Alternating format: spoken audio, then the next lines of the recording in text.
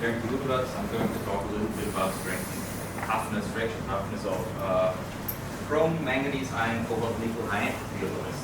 These materials have developed as kind of a relatively new class of materials in the last 10 years. And they have developed as materials that seem to have promising damage-tolerant properties, or can have them very good damage-tolerant properties. If we look, for example, at such an Ashby plot here, where we have fracture toughness over yield strength, we already have, with metals and alloys, spanning a quite wide range of this Ashby plot that have very good damage-tolerant properties, but it's particularly this chrome, cobalt, nickel-based HEAs that can help us to get a little further up to the top right, where we basically want to get have very good damage-tolerant properties. Of these chrome, cobalt, nickel-based alloys, it's this subclass that contains iron and manganese. This chrome, manganese, iron, cobalt, nickel, also termed anti-alloy, that is gotten quite a bit of attention. Is probably one of the most studied materials to date. The reason for this is that it shows a very strong temperature dependence, both strength and ductility, with the largest ductilities and highest work hardening happening at the lowest temperature. We see the yield strength approximately doubles from room temperature down to liquid nitrogen temperature. We also see that the tensile strength goes up by about 70%, the failure strength by about 25%, and we also see that the material is basically insensitive to strain rate changes. The deformation mechanism this material shows at small strains is mainly governed by planar dislocation slip on 111 plane in 110 direction. This happens at all temperatures, and at higher strains we also see at the lower temperatures nanoscale deformation twinning to occur. This doesn't mean that nanoscale deformation twinning only happens at the lower temperatures. We can also find it at room temperature. We just have to go to significantly higher strain. It might be a little hard to see here, the small screen here.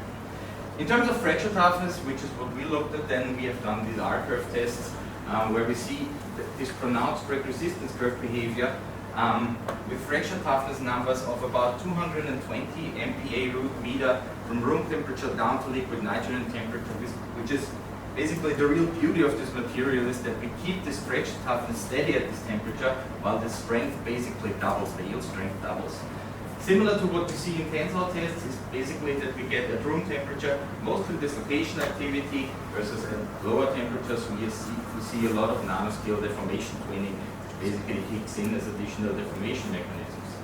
We've also looked at the submicron scale and basically found that we get a lot of shock decursions that move very fast through the material, and they are only blocked by these slip ends where perfect dislocation move relatively slowly throughout the material. We have, after this quasi-static test, we've also done a little bit of fatigue testing. What we find is a similar picture. In this case, we've only tested at room temperature and this intermediate temperature, which is basically a bath of dry ice and ethanol. And what we find is that at room temperature, we get a fatigue threshold of about 4.8 MPa root meter, which increases then at lower temperatures to 6.3. These values are somewhat comparable to austenitic stainless steels, strip steels, and maybe not as good as other HEAs reported that they are 15 to 20 MPa root meter. But we think that these numbers might be strongly influenced by fatigue crack closure effects because these were tested in the S-cast condition. To understand where this difference now comes in terms of fatigue threshold, we have done a lot of fractography and ESD analysis after testing. And basically what we find at room temperature is that we get these plastic deformations along the crack path. Again, it's a little bit hard to see, maybe a little bit better up here. Along the crack path, where the material during cyclic loading, the crack flanks basically get in physical contact with each other, flatten out the fracture path, and therefore we end up with a lower threshold compared to the lower temperatures, where we do not see these deformed structures and deformed grains along the crack path, mainly because we have a higher strength of the material and cannot deform it. Therefore, closure effects are a bit more pronounced, and we end up with a higher fatigue threshold. After all these tests on this 5-component, equiatomic 5-component material, we were wondering what happens to the material, or what happens to fracture toughness and damage tolerance once we go away from equiatomic. So the materials that we have looked at were designed basically at Max Planck in Düsseldorf. They have done some calculation through by lowering stacking fault energy, they have increased the amount of iron and cobalt and decreased manganese nickel, and so we basically end up with a twip version of this Cantor alloy that is not equiatomic obviously anymore, a trip version and a dual phase version. The material is then, these different materials have then been processed to kind of a similar grain size, somewhere between 3 to 5 microns. We can see that the trip version is purely austenitic, and then dual phase obviously has a little bit of art inside. In terms of tensile stress grain behavior at room temperature, they show it's quite comparable yield strength of about 400 to 500 MPa, and then it's the Cantor and the twip alloy, so the equiatomic and the twip alloy, they show a somewhat lower work hardening rate compared to the other two, the trip and the dual phase material, that obviously end up with much higher tensile strength. When we now look at how strength develops in these materials, and we look at the individual materials at the various temperatures, the Cantor material obviously shows a significant increase in both strength and ductility with lower temperatures. This is also quite pronounced for the other materials, at least in terms of strength, but in terms of ductility we actually see for these two it's somewhat comparable, but significantly less for this dual phase material, which gets even much clearer when we look at the individual temperatures and put the different materials directly in comparison with each other. You can see that the Cantor material performs at the room temperature not quite as good as the other materials, but when we come to the lowest temperature, we can see that the Cantor material essentially outperforms the other ones. At that point, we've also done, of course, or had to do some fracture toughness tests. You can see for the Cantor material, we see this increase in fracture toughness and drag resistance curve behavior with lower temperature, which then goes in for the twip material, kind of in the direction where the materials behave basically the same at the 3 different temperatures. The trip material now starts to go in the other direction, where the material performance gets actually worse with lower temperature, and the dual phase shows the worst performance. Again, when we compare for the same temperature here, only for room temperature, we can see that it's not the Cantor alloy that is the best, that it's actually the trip material that performs at room temperature much better than the other materials. In terms of deformation mechanisms, of course, we've also looked here what's going on at the various temperatures. Cantor material goes from mainly dislocation activity to increasing nanoscale deformation twinning at the lower temperatures. The twip material starts with twinning already at room temperatures and just shows an increasing amount of twinning with the lower temperatures. For the trip material, we see, particularly at the lower temperatures, this change or this trip effect from austenite into martensite with an increasing amount of martensite when we go to these lower temperatures, which does not really help the fracture toughness of the material. In the dual phase material, we get a little bit of mix of the various different deformation mechanisms.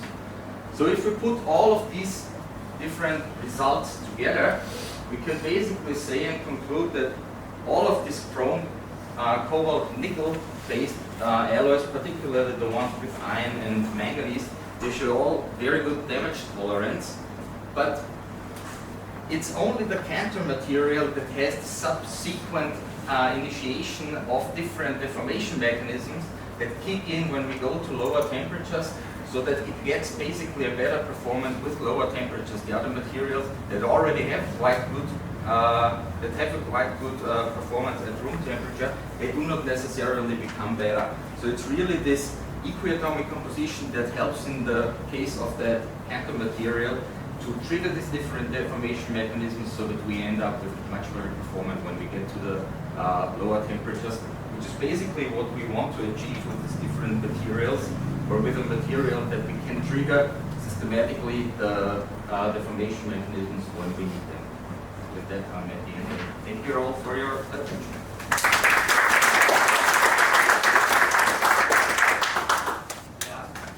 Very fast. Congratulations. Okay, so we have time for questions. Yes. Yeah, thank you very much. It was a very interesting talk. So yeah, it's really interesting. Yeah, for twin material, you should say that it's room temperature you found the twin. then with decreased temperature, you find water. Yeah. Then for treatment, so you find matters at low temperature, but you find the twin at low temperature. You go back to some slides. Yes, this one. So you find some non-twin, right?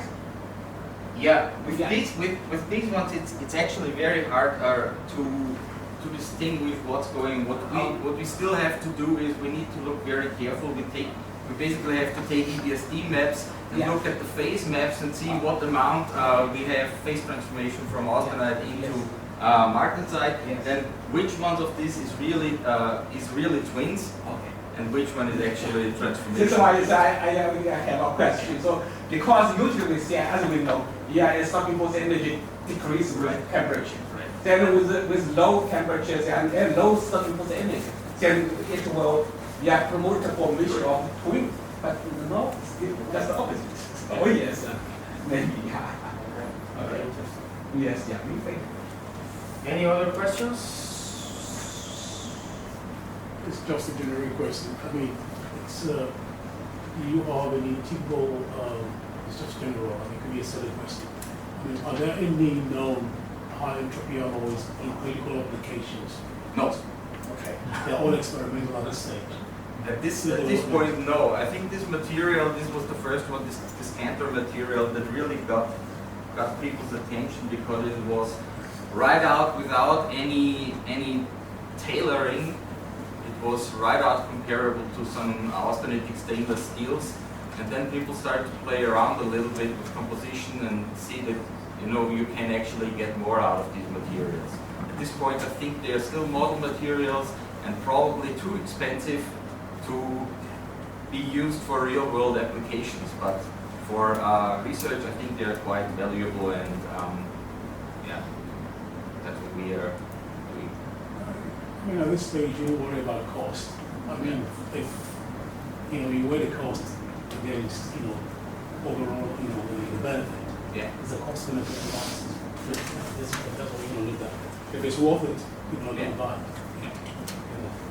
Actually, just a quick comment. I was going to ask you something along his question, because he didn't see any application. I mean, you didn't mention, and I'm guessing that because this comes from Oak Ridge, it has to do something with the fusion reactor program, or because it definitely it's very good at low temperature. Right. I don't think it's for fusion applications going to be used. I think again it's more about learning about the material. This material will, at 3/6 stainless steel is as good as this material, but I think that took a while to get to the 3/6 stainless steel to get it to the properties, and here we start already with something comparable. So I think it's valuable to have this as a base material to play around with. Okay. Thank you very much again.